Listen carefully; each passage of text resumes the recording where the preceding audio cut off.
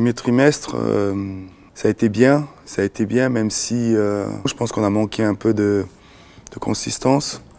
On a eu du mal à enchaîner les résultats, les performances. Après cette bonne période, on a commencé à douter avec, je crois, après le match de Lille, ça devait être un match à Guingamp où on fait 0-0, puis après Angers, Saint-Etienne où on sort les tripes pour arracher un point parce qu'on était à 10 contre 11.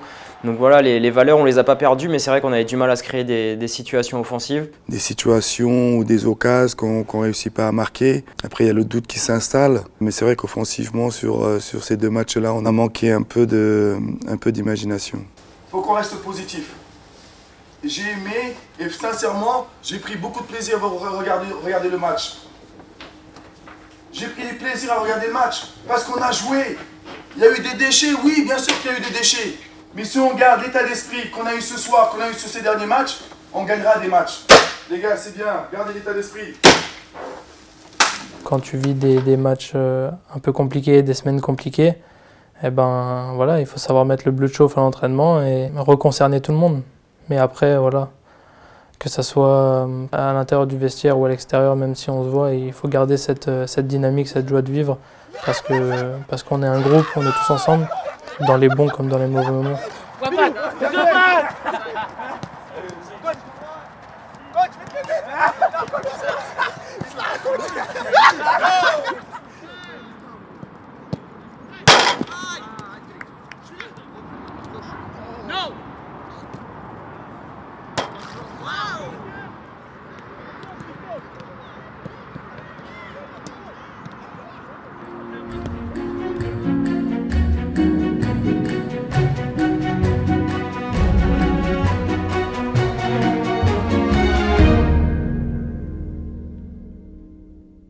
Tu m'as énervé cette semaine à l'entraînement. C'est-à-dire? T'es trop facile, Malin. T'es trop relâché. Et c'est ça, sur ce domaine-là, que toi, tu dois travailler. Je voulais t'en mettre une. Il y a plus d'un an, on a pris contact avec Patrick Vieira pour aller le tourner à New York comme entraîneur de l'équipe de New York City. Et il nous a dit attention, il peut y avoir un changement de destination. Donc à ce moment-là, on a attendu un petit peu que ça soit officiel du côté de Nice. Et ensuite, il nous l'a annoncé. Et ensuite, on a pris contact avec l'OGC Nice pour savoir si finalement le sujet qu'on devait faire à New York, on pouvait le faire à l'OGC Nice. Bien sûr, j'ai vachement réfléchi parce que c'est quand même compliqué, surtout pour un entraîneur qui débute sa carrière en France. Mais je me suis pris au jeu et je me suis dit pourquoi pas. Je faisais beaucoup de sujets à l'équipe du dimanche et je passais beaucoup de week-ends à Arsenal.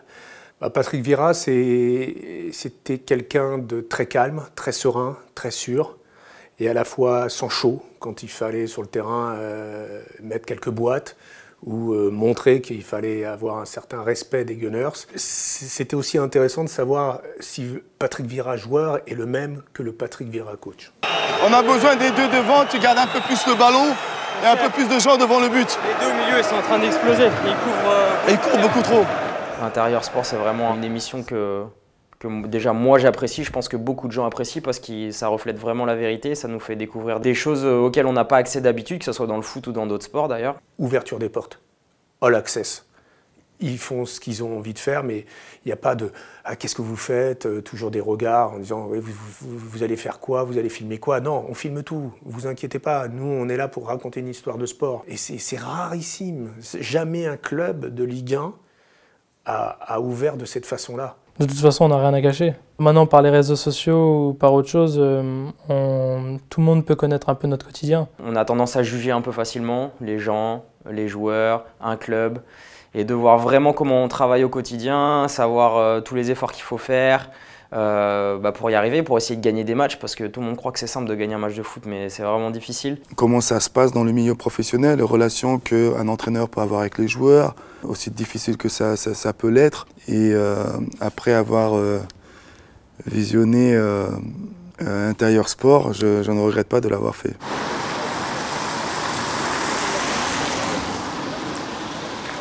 Un bon groupe, pour moi, c'est quand les joueurs pensent à l'équipe avant de penser à eux-mêmes.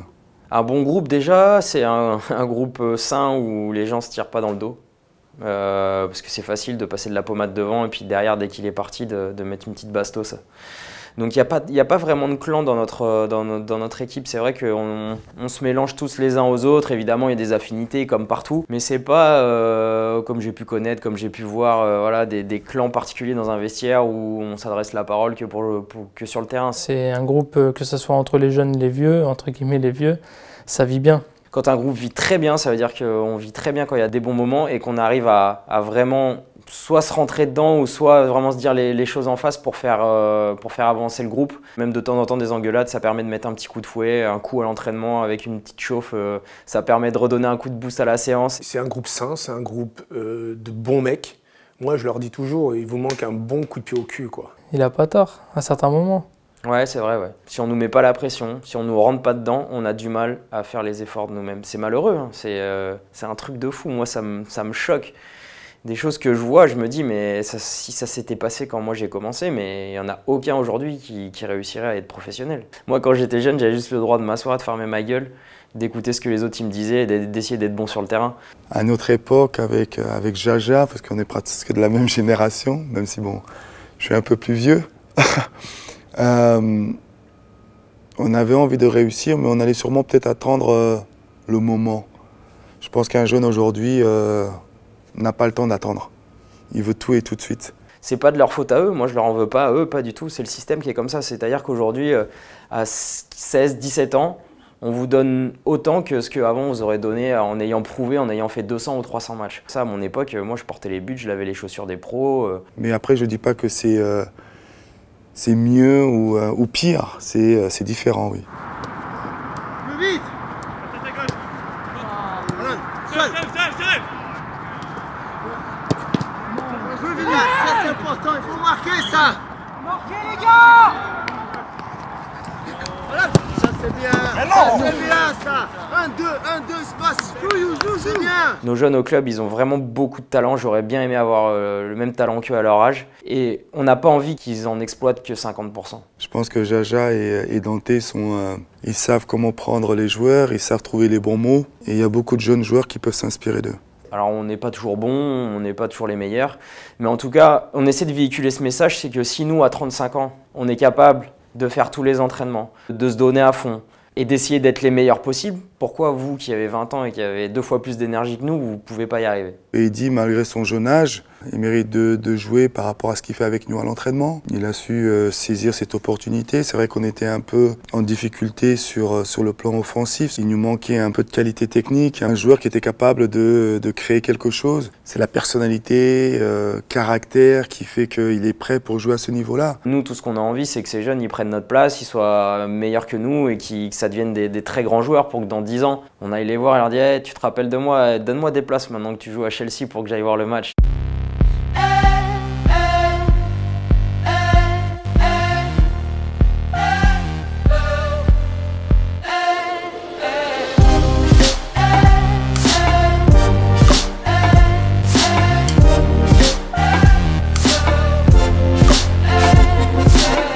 On sait que l'atmosphère qu'ils vont nous rentrer dedans, mais nous on doit être préparés. Lala, c'est un joueur qui aime prendre l'espace, il participe souvent. D'ailleurs, leur jeu est basé beaucoup à droite.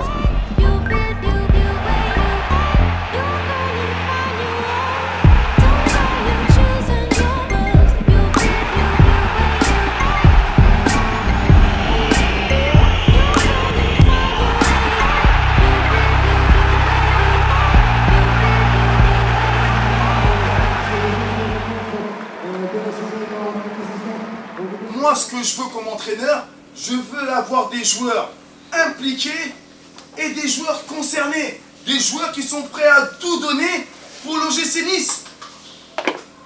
Si ce n'est pas le cas, les gars, on est honnête et ouvert, vous me le faites savoir et on prendra une décision avec le club. C'est normal. Déjà, il y a une défaite et puis il faut de temps en temps nous dire les choses. Il faut qu'on bosse, mais il faut que moi, j'ai envie de bosser avec des gens qui sont concernés et impliqués.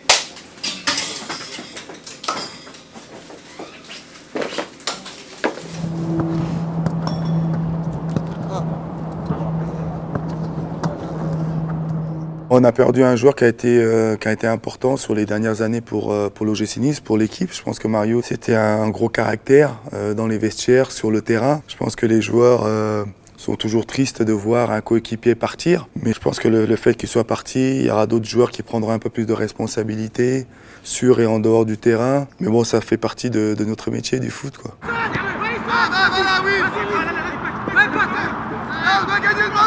Sincèrement, depuis qu'on a repris au mois de janvier, j'ai vu des joueurs qui sont arrivés avec une attitude différente, avec l'envie de vraiment bien faire les choses. Ouais, on est rentré assez frais, on a eu le temps de recharger les batteries, de se poser les bonnes questions. Et puis voilà, après une semaine de trêve, ça nous manque vite le terrain. Et quand on est revenu, on était dans de bonnes dispositions, on a très bien travaillé, même si ce match à Toulouse n'a pas concrétisé notre bon travail de la semaine. Il n'y a pas de crise à l'OGC Nice. Il y a simplement la volonté de dirigeants de dire aujourd'hui, on s'arrête. On était chez nous, ils nous ont demandé de revenir au centre d'entraînement parce qu'ils avaient quelque chose à nous dire. On a été convoqués dans le vestiaire pour le savoir avant la presse et avant que ça sorte. On ne s'y attendait pas. Mais encore une fois, c'est le foot. J'ai conscience de ce qui repose désormais sur mes épaules. J'ai pas l'intention de tout révolutionner, qu'on conserve ce qui marche très bien dans ce club, parce qu'il y a beaucoup de choses qui marchent très bien, et qu'on améliore ce qui est possible d'améliorer. On s'est dit tout de suite qu'il fallait rester vraiment focalisé sur le terrain, essayer d'avoir l'esprit clair, tranquille, et on a réussi à le faire puisqu'on a réussi à remporter ce match contre Bordeaux et continuer notre marche en avant.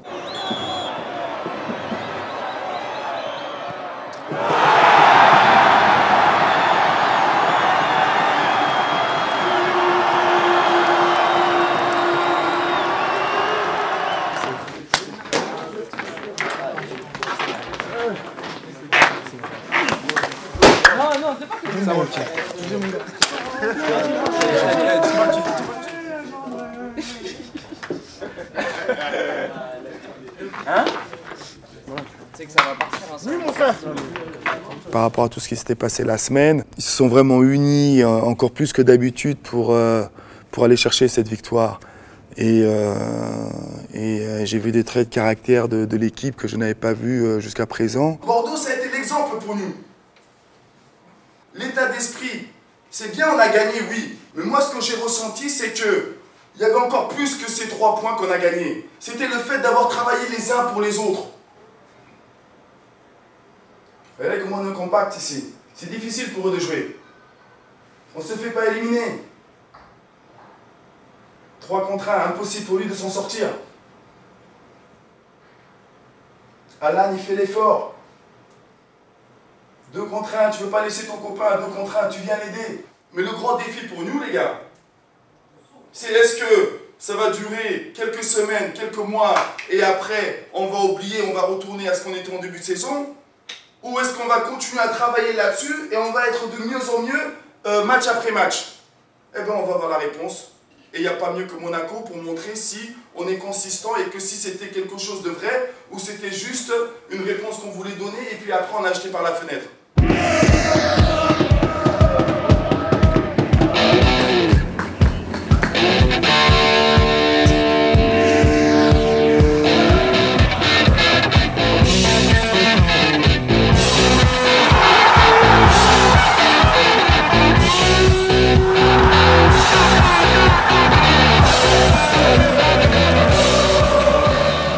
La réponse a été oui, parce qu'on a été à Monaco, où encore une fois, c'était le derby, c'était un match qui valait plus que les 3 points.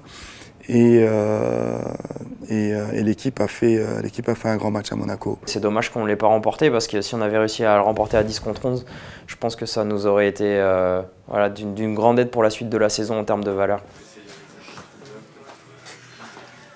Tu regardes comme ça et tu crois qu'il est concentré. Quand je te regarde comme ça, tu crois que tu es concentré. On croit que tu es concentré. C'est bien. Tu sais qu'est-ce que tu dois faire aujourd'hui, impérativement? Quoi? Quand tu vois notre équipe, tu dois faire quoi aujourd'hui? Non, tu vas notre équipe. Ah, on met tous les ballons. Tu descends, tu prends tous les ballons en bas. Ah, t'as vu qu'elle est vacante? Mais prenez pas trop pour vous, c'est une bonne. Non, mais écoute, Tu sais quoi, moi, je suis venu avec moi-même, j'ai été loupé deux. Un contre Bordeaux et un contre Monaco. Il ne faut pas que je loupe ça. Et aussi, tu vois, tu dois à chaque fois changer la façon que tu joues. C'est par rapport où tu joues. Si tu joues à gauche, tu peux. En contre, il faut le faire. Il faut. Mais attaquant, non. Tu donnes, tu pars. Tu donnes, tu pars. Même pas d'énergie. Par contre, dès que tu as fait 2 appels, tu appelles que tu appelles. Là, maintenant. Là, tu vas fixer. Voilà. Parce que j'ai joué comme ça, tu me fais 2 appels de rondo, je dis 3e, je vais anticiper. Je vais être là, bah, tu es sur penser, je m'en fous. Ah oui. Ah oui, en plus. C'est grave, ouais, en plus. Ah oui. Ah oui.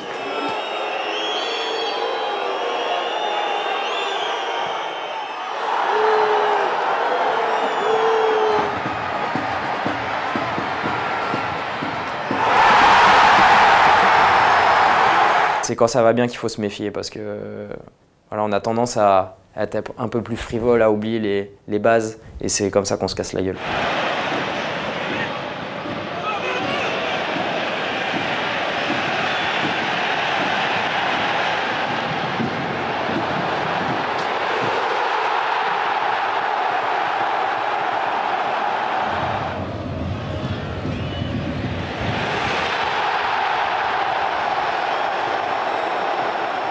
Perdre des matchs, on peut le perdre.